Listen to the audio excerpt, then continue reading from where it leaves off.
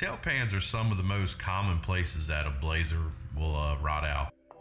If you're restoring a Blazer or simply trying to keep one on the road safely, it's a good chance the time will come that you'll need to know how to repair a rusted out tail pan. GM engineers did not offer enough protection to this area of the truck when they designed it. The importance of the tail pan is very obvious. It's where the tailgate hinges and the rear body mounts are located. When the tail pan rusts out, there is basically nothing securing your tailgate to the truck.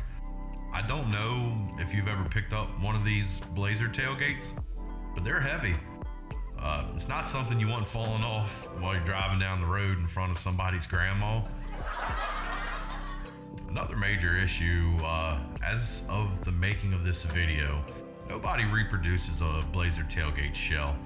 You're left to rely on a needle in a haystack NOS tailgate or a marketplace or a junkyard find. So if your tail pan's rusted out, I hope this video is a big help to you. When I bought my Blazer, I knew it was going to need some surgery. The outside of the truck is in great shape.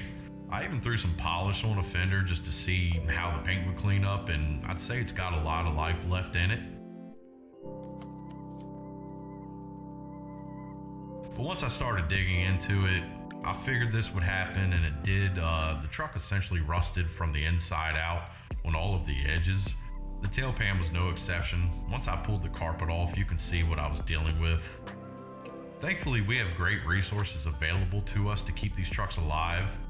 One of those resources is Auto Metal Direct. In my opinion, AMD has by far the best quality reproduction metal. The accuracy of their molds and the thickness of their metal is hands down the best on the market. I did have to use LMC to fill a few voids where AMD either didn't offer a part or it was out of stock.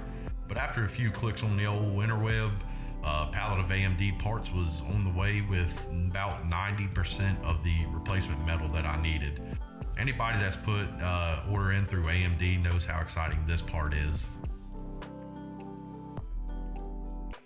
Now it was time to get to work. After I pulled the tail lights, bumper, the tailgate, dropped the gas tank, this is what I was left with.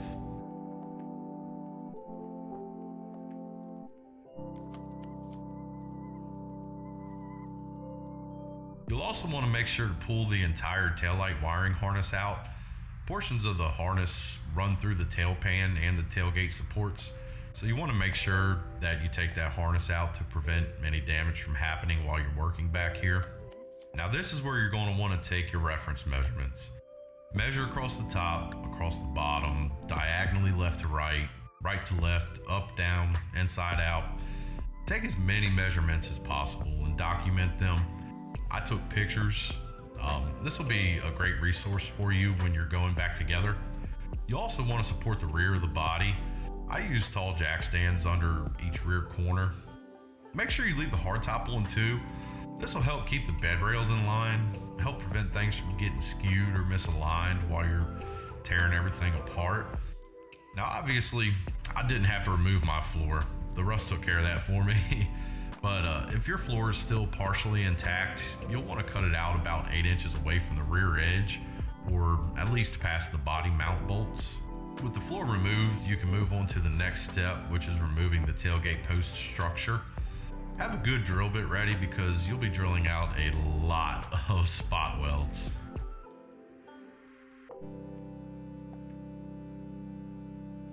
As you can see, there's a lot of spot welds holding these pieces in. Also, depending on how much rust you're dealing with, there's a couple of bolts on each outside edge of the tail pan, which are accessible from underneath the truck.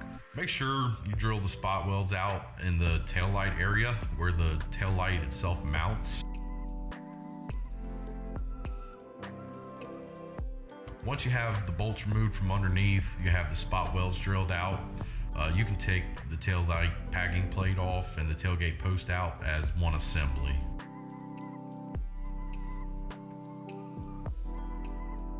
With the tail light and the tailgate supports out of the way, you can basically just start to pull the tail pan out. Just ease it on out of there. It's not heavy, it's just awkward to fish it out from between the two bed sides. And this is how it's all going to look when you get everything out of there.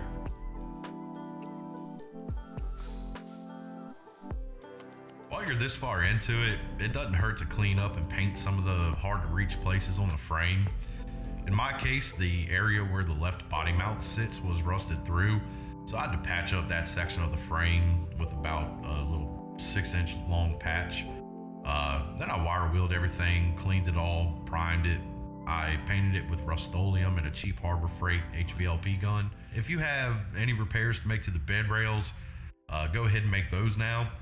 I had to fix part of the right wheel well as the inner body panel in the area of the filler neck.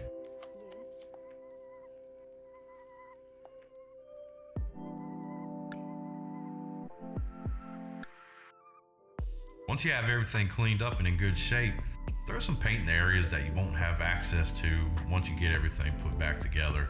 If you like what you see so far, go ahead and click that subscribe button. Hit the bell for notifications too. There's going to be more content like this. I will film that in real time, showing you the work and explaining things as I go. Leave a comment below if you have any requests for how-to videos or if you have any input on this video.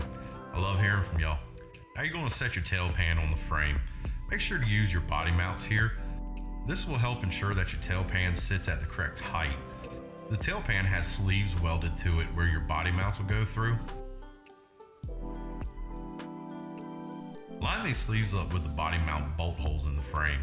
This will get you in the ballpark to where your tail pan is going to need to sit. Now this is where your reference measurements are going to come in handy. Make sure your tail pan is trued up. Line it all up, get it oriented correctly in all directions, then go ahead and clamp it to your frame. And once you do that, then you can move on to installing the tail light backing plate. The taillight support provides a lot of the structural integrity to the rear corners of the truck. It's spot welded to the inner panel, the outer skin, inside the taillight housing area. It's also bolted to the tail pan on each outer edge. One thing to note about the taillight backing plate is that they are not necessarily Blazer specific. They're more oriented towards the pickup trucks. The stamping itself is universal and the same basic shape from truck to Blazer, but there are some alterations that you're going to have to make. You'll have to disregard the welded nuts in place for the tailgate trunnion and the striker that the trucks use. You'll also have to add your own welded nut to a blank hole in the stamping where the tailgate cable for your Blazer is going to go. You can now move on to installing the floor pan. The reason you do the floor pan before the tailgate post is because the tailgate post is actually considered a repair part, not a replacement part. So it's meant to be installed with everything already put together. If you try to put it in under the floor, it won't be tall enough. Be sure to spot weld the floor to the tail pan. They did this at the factory just for structural integrity. Once your floors are in, you can move to your tailgate post. Like the taillight supports, the tailgate posts are more focused for the trucks than the Blazers.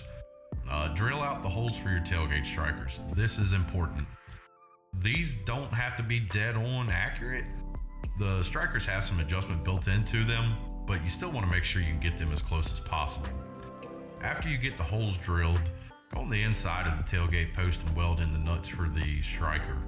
I believe these were either 3/8 or 7/16 nuts. Now you can go ahead and fine tune the fitment of your tailgate post and get it spot welded in. Once you do this, mount your tailgate, check for proper adjustment and shims for your striker, check the gaps between your tailgate and the body, and if you dotted all your I's and crossed all your T's, this is going to be the end result. Apply paint and seam sealer in as many places as you can reach. Be sure to seal off the floor where it meets the tail pan. GM did not do this, and that is a big reason why they rust out. I usually like to use AC Delco brand seam sealer off of Amazon. It comes in a standard caulking tube, so you don't need to buy any special gun to apply it. I also buy a cheap box of chipping brushes from Amazon. I use these to smooth out the seam sealer just to try to make it look a little better. The process is very time consuming. It It is very tedious, but it's very rewarding. For a few $100s and a few beers worth of work, you can save one of these trucks from going to a scrapyard. I hope you enjoyed the video. I'll be getting back to the floor pans on the Blazer soon. I'm also fixing to get started showing you how to turn a long bed into a short bed while preserving patina on my 80 C10. Be sure to subscribe, hit the notification bell, throw a comment down below. Let me know if you have any questions, suggestions, requests for future videos. I hope everybody has a great holiday season and a Merry Christmas. I'll post a parts list at the end with part numbers. Try to help you guys out with ordering to get your Blazer solid, squared up, and on the road for another 40 years. Thanks for watching, guys.